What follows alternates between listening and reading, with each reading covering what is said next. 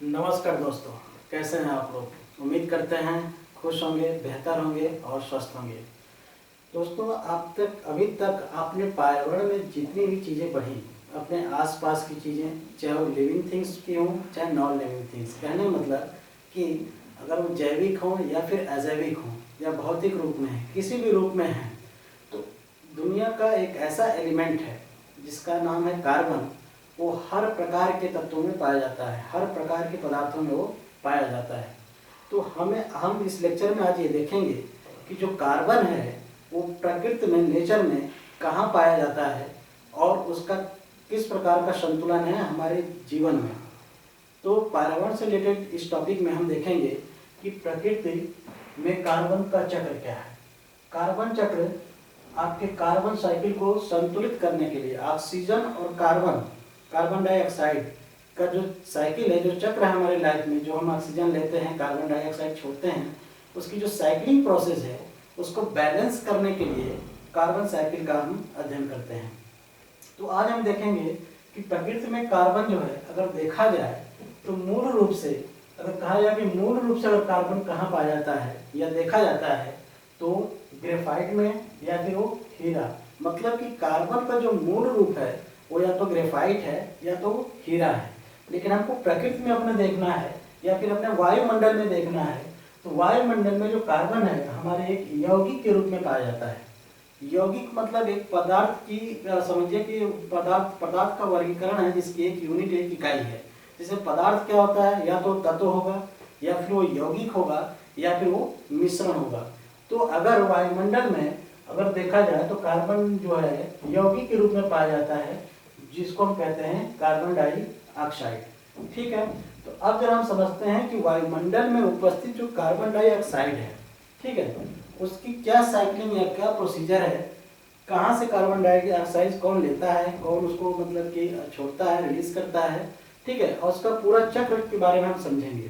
तो जैसे आप यहाँ समझिए कि वायुमंडल में अगर कार्बन डाइऑक्साइड उपस्थित है, वायुमंडल में कार्बन डाइऑक्साइड उपस्थित है और आपके पर्यावरण का जो बृहद रूप है, जिसको हम क्या कह रहे थे, पादप कह रहे थे, पादप में सारे पेड़ पौधे आते हैं।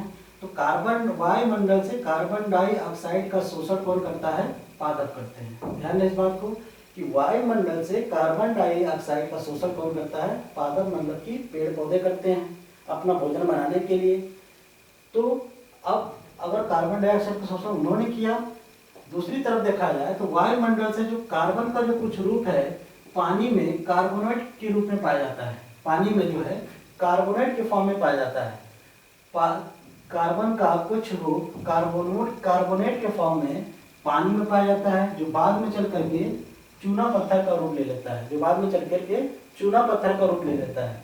दूसरी तरफ जब यही पेड़ पौधे, ध्यान दें इस बात को, जब यही पेड़ पौधे जो कार्बन डाइऑक्साइड को लेकर के कार्बोहाइड्रेट के रूप में अपना जब भोजन बनाते हैं, उस समय जब ये सूख जाते हैं या फिर सड़ कर किसी जमीन में दब करके सड़ या गल जाते हैं, तो बाद में चल के वो कोयला का रूप लेते हैं, बाद में चल के कोयला का रूप लेते हैं। हमको समझना है ये बात है कि इस पूरे प्रोसीजर में कार्बन का एक रूप कैसे अलग अलग भाग में डिवाइड हो रहा है और कैसे अलग अलग भाग में उसका यूज हो रहा है। जैसे पौधों के सड़ने और गलने के बाद वो रूप ले लिया किसका, कोयला का। कोयला एक कार्बन का ही पार्ट है, कार्बन का ही भाग है, या फिर कोई ऐसे कहा जा सकता है कि कोयला में बहुत ज्यादा कार्बन पाया जाता है। ठीक है, दूसरी तरफ जब इसी पेड़ पौधों को कोई जीव या जंतु कोई खाता है, जैसे कोई मनुष्य खा रहा है, मान लीजिए पालक खा रहा है, वो भी तो पालक है, अगर आप उसको खा रहे हैं तो वहां से जो कार्बन का जो रूप है या कार्बन का जो अंश है वो जीव किस में आ गया, जीव जंतुओं में आ गया। जीव जंतु में आ गया तो जब जीव और जंतु जब मरेंगे, ठीक है, जब उनकी डेथ होगी, जब वो सड़े और गलेंगे तो उनसे क्या बनेगा, पेट्रोलियम बनेगा। पेट्रोलियम और कोयले की जो डिफिनेशन है या फिर इनका जो उभरने का या फिर प्राप्त करने का जो तरीका है या जो प्रोसीजर पूरे हमारे नेचर में बनाया गया है कि बहुत सालों पहले ऐसा हुआ, अरबों खरबों सालों पहले ऐसा हुआ कि पेड़ और पौधे, जीव जंतु जमीन के नीचे दब गए और जब सड़े गले तो वही कचड़े या मांस, क्या कहते हैं, कचड़े के रूप में, ठीक है, या फिर सड़ी गली पत्तियों के रूप में वो किस में चेंज हो गए, वो पेट्रोलियम या फिर वो कोयले में चेंज हो गए। तो ऐसा नहीं कि जब ये पौधों को या फिर पादप को कोई जीव जंतु खाएगा तभी पेट्रोलियम बनेगा, ऐसे ही बात नहीं है। यहाँ से भी डायरेक्ट पेट्रोलियम और कोयले का निर्माण होता है। ठीक है, उसके बाद जब पादप के रास्ते, पौधों के रास्ते कार्बन डाइऑक्साइड जंतुओं के अंदर आ गई, तो यहाँ से जो जीव जंतु होते हैं वो ऑक्सीजन लेते हैं, जीवन के लिए, जीने के लिए ऑक्सीजन को ग्रहण करते हैं और कार्बन डाइऑक्साइड को क्या करते हैं, वो रिलीज करते हैं। जीने के लिए ऑक्सीजन को ग्रहण करते हैं और कार्बन डाइऑक्साइड को क्या करते हैं, वो रिलीज करते हैं। तो जीव जंतुओं के द्वारा, ठीक है, जीव जंतुओं के द्वारा ही वो कार्बन डाइऑक्साइड कहाँ पहुंच गई, फिर वो वायुमंडल में पहुंच गई। इस बात को ध्यान रखें, कहाँ पहुंच गई, वायुमंडल में पहुंच गई। कुछ यहीं से जो कार्बन है वो अकार्बनिक फॉर्म में एक सल्की के रूप में आ जाता है। जैसे अगर काई वगैरह की हम बात करें तो सल्क के रूप में वो आ जाता है। बाकी कार्बन का जो पार्ट है जीव जंतुओं के रास्ते, जो जीव जंतु उसको रिलीज करते हैं तो कहाँ पहुंच जाता है, वायुमंडल में पहुंच जाता है। तो एक देखा जाए तो ये कार्बन डाइऑक्साइड का पूरा क्या है, एक साइक्लिंग प्रोसेस है। साइक्लिंग प्रोसेस का मतलब कि कार्बन प्रकृति में अगर है तो उसका उपभोग कौन कर रहा है, कौन उसको ग्रहण कर रहा है और कौन छोड़ रहा है उसको। ठीक है, तो ये होगी पूरी प्रोसेस। तो कार्बन चक्र के बारे में कोई अगर आपसे कोई बात करता है, एग्जाम में क्वेश्चन आता है, तो सारे टर्म्स को आप एक टर्म्स को ध्यान रखेंगे, कौन कौन उसको एक्सेप्ट करता है, कौन कौन उसको रिलीज करता है। अब थोड़ा सा हम वायुमंडल के बारे में बात कर लेते हैं। वायुमंडल के बारे में आप पढ़े कि पर्यावरण का एक भाग है। वायुमंडल में क्या क्या आएंगे, आपने देखा क्षोभ मंडल और समताप मंडल आएंगे। लेकिन वायु में उपस्थित बहुत सारी गैसेज होती हैं। वायु में उपस्थित बहुत सारी गैसें होती हैं। मुख्य रूप से अगर देखा जाए तो ऑक्सीजन और कार्बन डाइऑक्साइड का हमारे जीवन में बहुत बड़ा रोल है। अगर ऑक्सीजन और कार्बन डाइऑक्साइड न हो पृथ्वी पर या वायुमंडल में तो आपका जीवन संभव नहीं है। तो जरा हम उसके बारे में जान लेते हैं। पहली बात तो हम ये समझेंगे कि पदार्थ क्या होता है। ध्यान दीजिएगा, पदार्थ क्या होता है। पदार्थ का अगर क्लासिफिकेशन करें, अगर इसका वर्गीकरण करें तो ये 3 भागों में पाया जाएगा, या तो तत्व के रूप में, या फिर यौगिक के रूप में,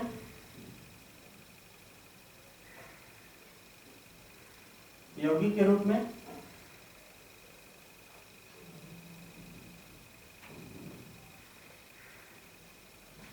यौगिक के रूप में,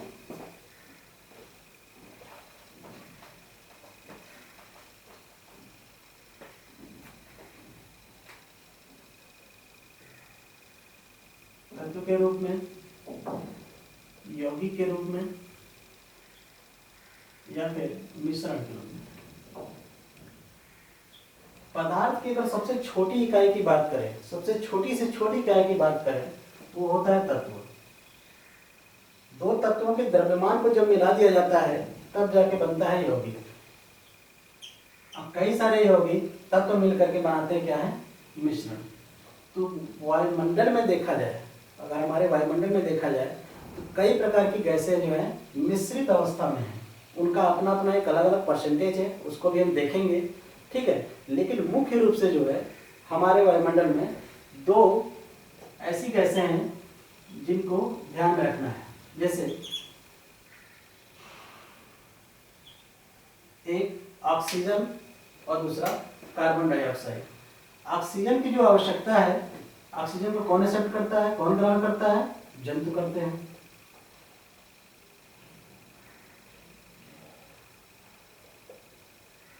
जंतु करते हैं। और जंतु क्या रिलीज करते हैं, कार्बन डाइऑक्साइड रिलीज करते हैं। और कार्बन डाइऑक्साइड को कौन एक्सेप्ट करता है, पादप या फिर पौधे करते हैं। अब पौधे क्या रिलीज करते हैं, ऑक्सीजन रिलीज करते हैं। तो इनकी भी एक साइक्लिंग प्रोसेस है। ध्यान रखिएगा कि इनकी भी एक साइक्लिंग प्रोसेस है कि जो वायुमंडल में उपस्थित मुख्य रूप से जिनकी हमें आवश्यकता है वो 2 ऑक्सीजन है और कार्बन डाइऑक्साइड है। इनकी भी संतुलन बनाए रखने के लिए इनकी भी एक साइक्लिंग प्रोसेस है। जैसे ऑक्सीजन को कौन ग्रहण करते हैं, जीव और जंतु ग्रहण करते हैं।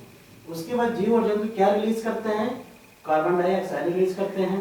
और उन कार्बन डाइऑक्साइड को कौन एक्सेप्ट करता है या फिर ग्रहण करता है, वो करता है, पौधे करते हैं और उसके एवज में क्या करते हैं, वो ऑक्सीजन रिलीज करते हैं। तो ये तो बात हो गई कि वायुमंडल में उपस्थित दो मुख्य रूप से जो गैसें हैं जैसे ऑक्सीजन और कार्बन डाइऑक्साइड, उनकी साइक्लिंग प्रोसेस क्या है, पदार्थ में कौन कौन से सेगमेंट होते हैं। अब हम जानेंगे कि हमारे जो वायुमंडल में उपस्थित, ठीक है, पहली बात तो अभी जान लीजिए कि वायुमंडल कहते किसको हैं। पृथ्वी के परितः विद्यमान वायु का जो समूह है, पृथ्वी के परितः पृथ्वी के चारों ओर उपस्थित जो वायु का समूह है उसी को हम क्या कहते हैं, वायुमंडल कहते हैं। ठीक है, अब जरा हम देख लेते हैं कि वायुमंडल में कौन कौन सी गैसें उपस्थित होती हैं। मैं एक एक करके मैं लिखता जाऊंगा और उसका परसेंटेज मैं बताता जाऊंगा, आप उसको राइट डाउन करते जाइएगा, नोट कर लीजिएगा, क्योंकि अभी उसको याद करना आपके लिए संभव नहीं लगता। जैसे नाइट्रोजन, ऑक्सीजन,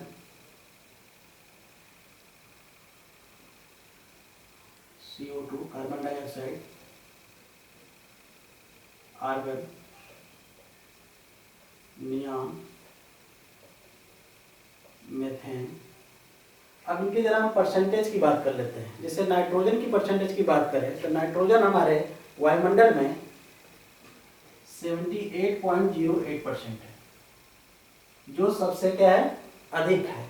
और ऑक्सीजन की बात करें तो ऑक्सीजन जो है 20.95% है। कहीं कहीं आपको देखने को मिलेगा कि ये 21%, मतलब कि 20.95 ये एग्जैक्ट डेटा है, लेकिन आपको कहीं देखने को मिलेगा कि ये 21% है। आर्गन की बात करें 0.93% है।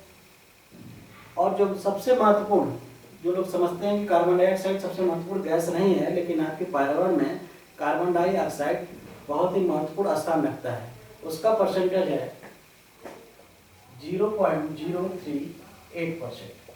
ध्यान रखिएगा, ये जो डेटा है फैक्ट, अब मतलब कि एक मोटी मोटा भी याद रख सकते हैं और ऐसे भी याद रख, एग्जैक्ट भी याद रखते हैं, कोई जरूरी नहीं कि आप उसको एग्जैक्ट ही याद रखें। नियान का जो परसेंटेज है 0.0018% है। लगभग ये सारे डेटा आप लगभग में जब कभी एसओ राइटिंग करिएगा तो उसमें एक अलग से लिख लीजिएगा चीज़, जैसे परसेंटेज के बारे में बताइएगा तो आगे लिख दीजिए कि लगभग इतना परसेंटेज है। मेथेन जो है 0.00017% है। और एक गैस जिसका नाम है हीलियम, हीलियम जिसका सिंबल होता है 2He4, ध्यान रहे 2He4 होता है, उसका जो परसेंटेज है 0.005%, सॉरी 0.005% है। तो ये एक डेटा है, डेटा को आप याद रखिएगा, चाहे स्क्रीनशॉट ले लीजिए चाहे आप कॉपी में नोट कर लीजिए कि हमारे वायुमंडल में कुछ गैसों का मिश्रण है, जिसमें जो गैसें हैं जैसे nitrogen, oxygen, carbon dioxide, argon, neon, methane और हीलियम, ये जितने भी गैसें हैं उनका अपना अपना परसेंटेज है, और कितना परसेंट है हमने यहाँ लिख दिया है, आप उसको नोट कर लीजिएगा। ठीक है, आगे जो मेरा लेक्चर होगा पर्यावरण को लेकर के, अब आएगा पारिस्थितिक तंत्र, और उसमें सारी चीज़ें मैं ब्लॉक डायग्राम से बहुत अच्छे से समझाऊंगा।